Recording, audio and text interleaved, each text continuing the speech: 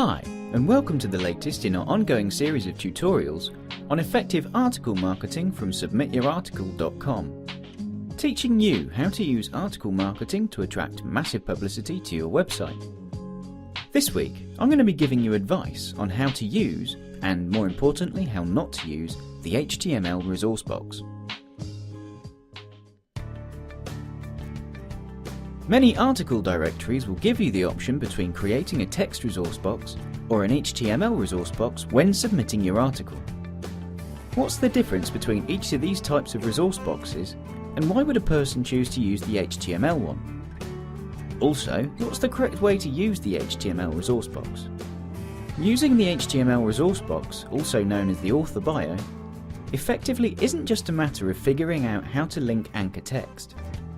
The HTML author bio is a very powerful tool, and if you don't use it correctly, you can actually be working against yourself. So how are the HTML and the text resource boxes different from each other? With the text author bio, you can insert your fully qualified URL, and a clickable link will automatically be made. A fully qualified URL starts with http://. The HTML author bio is different in that you can hyperlink specific keywords of your choosing. These words that are used to create the hyperlink are called anchor text. So you may be wondering, what's the purpose of hyperlinking anchor text? Well, many people in the SEO world believe that hyperlinked words speak more powerfully to Google than other types of words on the page. So, if you've done your keyword research and you've selected a few keyword phrases that you'd like to rank highly for, then using those words as anchor in your HTML author bio box and then linking back to your site can help Google to associate those keyword terms with your site. Sounds good, doesn't it?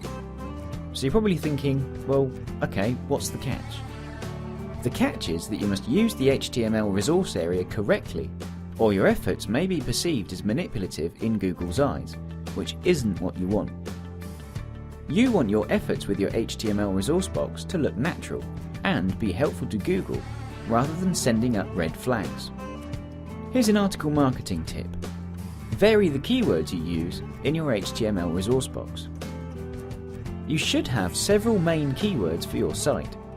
When people do a Google search for any of these terms, you'd like your website to rank highly in the results listings. Don't use the same key phrase with each resource area, but rather switch things up. If you use the same words as anchor text for every HTML resource box, Google may perceive your efforts as being manipulative. What you really want is for your links to be perceived as organic, rather than an attempt to manipulate the search engine rankings. The solution is to vary the keywords you use as anchor text in your HTML resource box.